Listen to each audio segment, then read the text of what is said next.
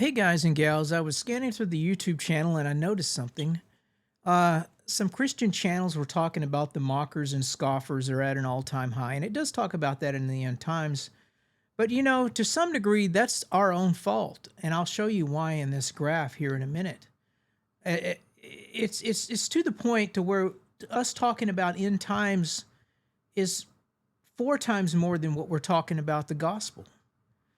And that's a sad thing because Jesus only spent 20% of his time talking about end times. And the rest of it is about the kingdom of heaven, the gospel, his message of salvation and love and forgiveness. And that's where we should be. Take a look at this graph here real quick. Jesus' end times ratio was about 20%.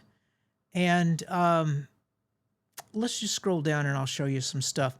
This first line here you see in the graph, right in here, is the rapture ceiling. And if the search terms were only 20%, that's where it would be, and that's where it should be. But instead, you can see the rapture talk is way beyond that.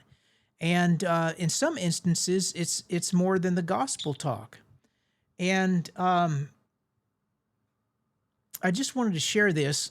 And as you can see, Zimbabwe, Jamaica, and look at Nigeria. Nigeria, the area of the world with the most Christian persecution and the most publicly executed deaths, has higher gospel sharing than rapture talk. Although rapture talk is pretty close, but look how high it is compared to the other countries as far as the gospel sharing goes.